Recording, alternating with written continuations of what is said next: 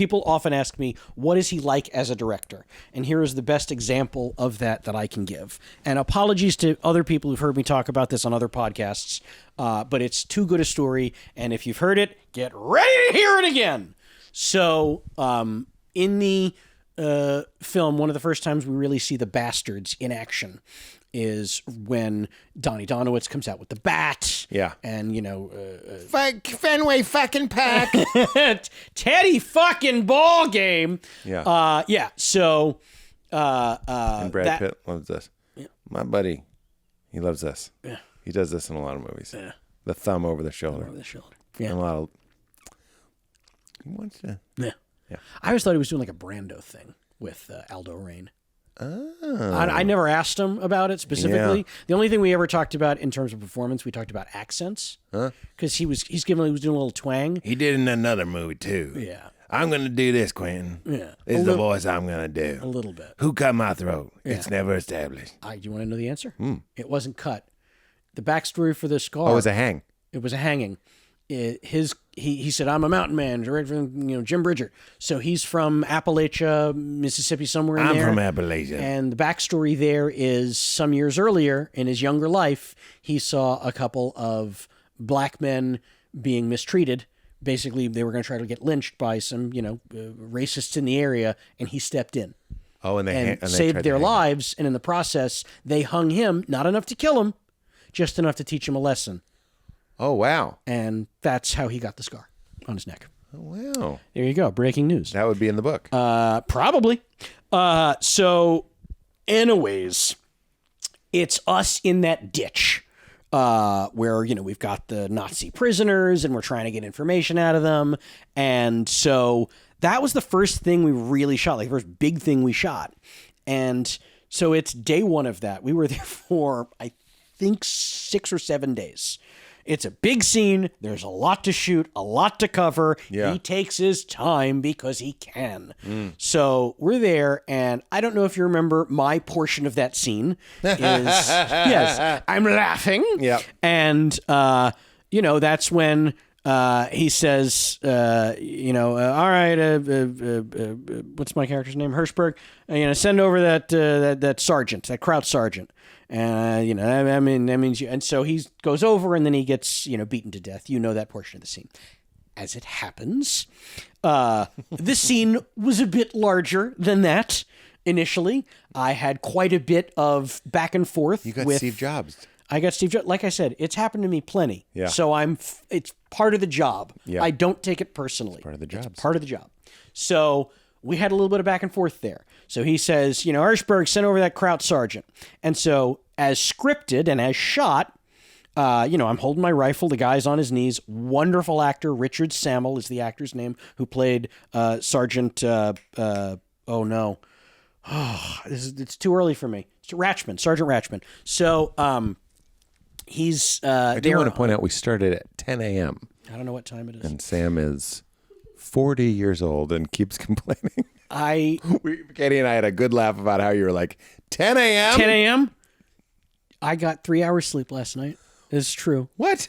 I have to come back to the bastard story. I got 3 hours sleep last night. Ask me, why do you only get 3 hours sleep? You're not going to believe the answer to this question. Why? Because my wife and I were binging Downton Abbey. Wow. And we were like 2 episodes away from finishing the 6th season. And it was like 2 a.m. I was like, God damn it. Fine, let's finish it. I'm not going to bed. I'll be thinking about it all night. Let's do it. Wow. And the last one is like 2 hours long. And we did it. We stayed up and it was like fucking 4:45. This is why you were drinking a Red Bull when you came to the door. I gotta get up and do Pete Holmes, and he's gonna. But you could have pushed an hour. I matched your energy. You sure did. You brought the good energy, and I took it from you, and you gave it to me. You mirrored it, and you declined the free Magic Mind beverage. Oh no, I'm gonna use that in the car. There you go. I'm gonna freebase. It'll get you. It's gonna be freebase. So anyway, back to Basterds. The great guy playing the sergeant. Sergeant Ratchman, Richard Sammel.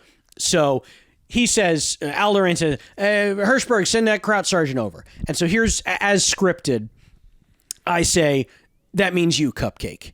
And he does not respond. And then I am supposed to bang him in the back with the butt of my rifle.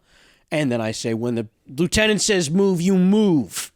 And he still doesn't react to that. And then I am to grab him by his hair, yank him up to his feet. And he turns around at me and looks at me, and we have a little bit of a stare down. And then I say, what? And when the lieutenant's talking, you get over there. And then he, turns around and he walks over. And then, the rest of the scene, he sits down. He has the talk with Aldo. Donowitz comes out, beats him to death. Interesting. I wonder if it was another moment, because all of the hate that we have, or the desire to watch this guy get hit with a baseball bat, which is a lot. Yeah. I'll admit that when I was watching that scene, it was difficult. I know he's a Nazi. Yeah. In a movie, still, I'm kind of like seeing somebody bound and killed is never fun. No. I always get nervous when I talk this way. I'm just saying, as a moviegoer, and also Nazi, yes, I get it. Yeah.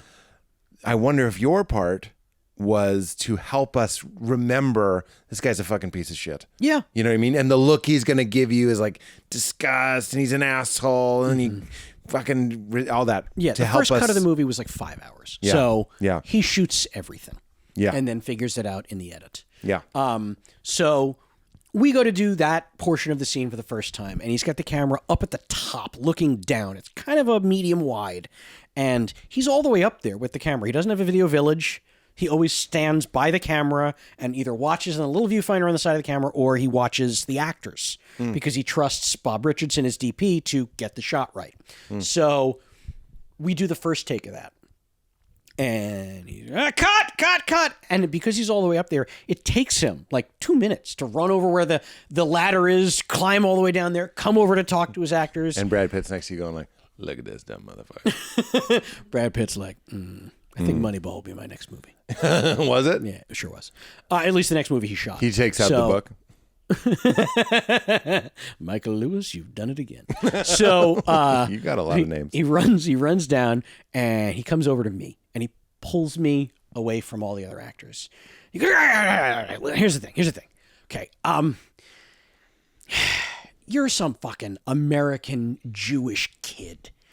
This guy is a fucking sergeant in the Nazi army. Okay? He would kill you with his bare fucking hands if he could. And the only thing stopping him from doing that is the fact that you're holding the rifle, he's not, and there are 12 other rifles around him. He knows one wrong move and he's going to get blasted to hell. That's the only thing stopping him from fucking killing you. And you know that. You want him to make a move. You want an excuse to tell your fucking lieutenant, what could I do, Lieutenant? He was antagonist. He came at me. I put a hole through his chest. You're looking for the excuse, man. I need to feel the fire. I need to feel the want from you. That you want this guy to make a move so you can put a hole in his neck. And I was like, done. And then he goes over to Richard and pulls him aside.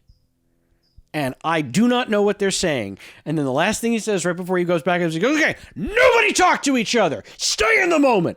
And then he runs back up to the stair, runs up to the thing. Okay, and action!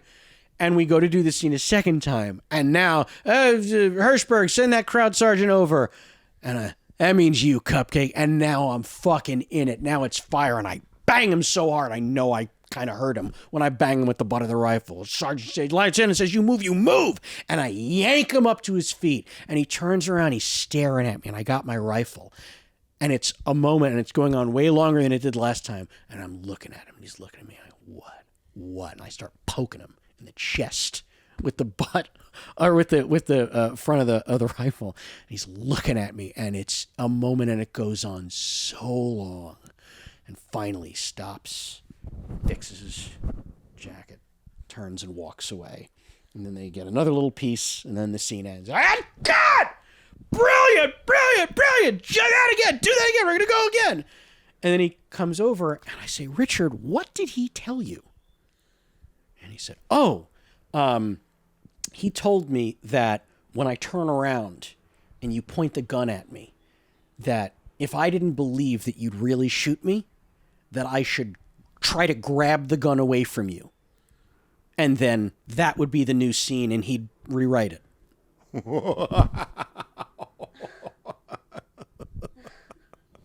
And then that would be the new scene, and I'd rewrite it. In the woods. In the woods, in the middle of nowhere in Germany. We need 10 minutes.